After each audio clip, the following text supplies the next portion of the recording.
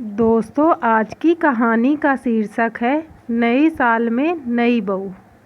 नया साल, नई बहू। गांव के बड़े कक्का जी के घर में पिछले कुछ महीनों से एक अलग ही रौनक थी। उनकी बहू सुहानी घर में नई नई आई थी। पूरे गांव में चर्चा थी कि कक्का जी ने अपने छोटे बेटे रोहन की शादी बड़े शहर की लड़की से की है। हर कोई जानना चाहता था कि आखिर बड़ी बड़ी शहर की लड़कियां गांव की परंपराओं में कैसे ढल पाती हैं और क्या वो परिवार की उम्मीदों पर खरी उतर पाती हैं। शादी के तुरंत बाद सुहानी पहली बार गांव आई थी। जैसे ही वह गांव के बड़े घर में उतरी, सबकी निगाहें उसकी ओर थी। लाल बनारसी साड़ी में माथे पर सिंदूर और चूड़ी से भरी कलाइयों के साथ वह एकदम दुल्हन सी सजी धजी थी। देखने में तो वह एकदम शहरी लगती थी, लेकिन उसकी आंखों में एक सहजता और संस्कार की झलक थी जो गांव के लोगों को काफ़ी भा रही थी। गांव की महिलाएं आपस में खुसर पुसर कर रही थी। देखो कैसा शहर का रंग है इस पर, पता नहीं कैसे गांव में ढल पाएगी। लेकिन जब सुहानी ने सबको हाथ जोड़कर प्रणाम किया और उनकी बातें विनम्रता से सुनी, तो सब हैरान रह गए। उसकी सरलता और सहजता ने सबका मन मोह लिया। सुहानी के लिए गांव की जिंदगी बहुत नई थी। पहले दिन की शुरुआत ही ऐसी हुई कि उसे समझ नहीं आ रहा था कि क्या करे।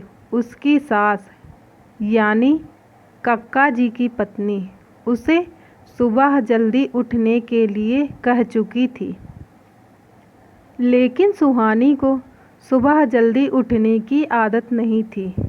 जब वो नींद से जागी तो देखा कि पूरा घर काम में जुटा हुआ था। सासू जी रसोई में सबको आदेश दे रही थीं और कक्का जी सुबह से पूजा पाठ में व्यस्त थे। सुहानी थोड़ा घबराई, लेकिन उसने सोचा कि जल्दी से तैयार होकर सबकी मदद करनी चाहिए। रसोई में जाकर उसने सासू माँ से पूछा, माँ जी, मैं कुछ मदद करूँ? यह सुनकर उसकी सास बहुत खुश हो गईं। उन्होंने उसे चाय बनाने को कहा और उसी दिन से घर में सबको पता चल गया कि नई बहू चाय बनाने में माहिर है। गांव में नए साल का मौका एक विशेष अवसर था। यहाँ नए साल पर पूजा पाठ और कुछ खास रीति रिवाज होते थे। कक्का जी चाहते थे कि सुहानी भी इन परंपराओं में भाग ले और गांव के लोगों से मेल जोल बढ़ाए। सुहानी को ये सब नया नया लग रहा था, लेकिन उसने मन में ठान लिया कि वह सबको खुश रखने की कोशिश करेगी। नए साल के दिन सुबह से ही गांव के लोग कक्का जी के घर आने लगे। सब चाहते थे कि सुहानी गांव की परंपरा के अनुसार नई दुल्हन के रूप में सबको आशीर्वाद दे। सासू माँ ने उसे समझाया कि कैसे उसे सिर ढककर हल्दी कुमकुम से पूजा करनी है और सबको प्रसाद बांटना है।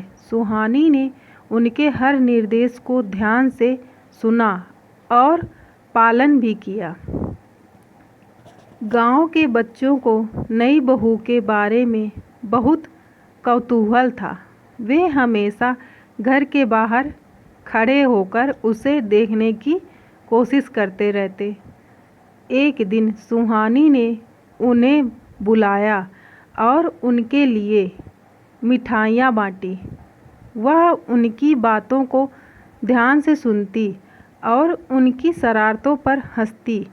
बच्चों ने जल्दी ही उससे दोस्ती कर ली और अब वे अक्सर उसके पास आ जाते थे। यह देख गांव की महिलाएं और उनकी सास बहुत खुश हुई। उन्हें लगा कि सुहानी एक अच्छी बहू साबित हो रही है, जो बच्चों से लेकर बड़ों तक सभी के साथ मिलकर रह सकती है। गांव की बहू होने के साथ ही सुहानी को अपने शहरी जीवन का भी शौक था। वह पढ़ी लिखी और आत्मनिर्भर लड़की थी।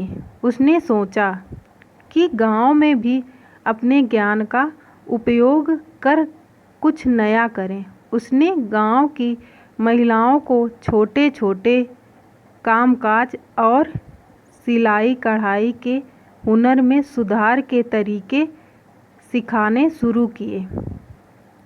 धीरे धीरे उसने महिलाओं का एक समूह बनाया जो अपनी बनाई हुई चीज़ों को गांव के मेले में बेचने लगी। इससे गांव में न सिर्फ नई बहू की इज्जत बढ़ी, बल्कि महिलाओं को भी अपनी पहचान और आत्मनिर्भरता का एहसास हुआ। कक्का जी को अपने बेटे की पसंद पर गर्व होने लगा। उन्हें अब यकीन हो गया था कि उनका घर और गांव सही हाथों में है। वक्त के साथ सुहानी ने पूरे गांव का दिल जीत लिया। नए साल के मौके पर गांव के मंदिर में होने वाली पूजा में कक्का जी ने उसे पूरे गांव की बहू का दर्जा देते हुए सभी को बताया कि उसने उनके परिवार की इज्जत को और बढ़ा दिया है। सुहानी की सास ने भी उसे गले लगाते हुए कहा, तूने हमारे घर और गांव का मान बढ़ाया है। इस तरह नए साल का यह पर्व सुहानी के लिए एक यादगार अनुभव बन गया। वह समझ चुकी थी कि उसके जीवन में यह नया साल एक नई शुरुआत का प्रतीक है। उसने परंपरा और आधुनिकता के बीच संतुलन बिठाकर न केवल अपने परिवार बल्कि पूरे गांव का मान बढ़ा दिया।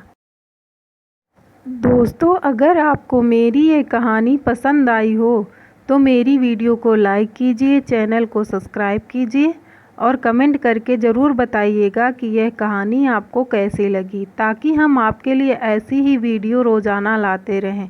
धन्यवाद।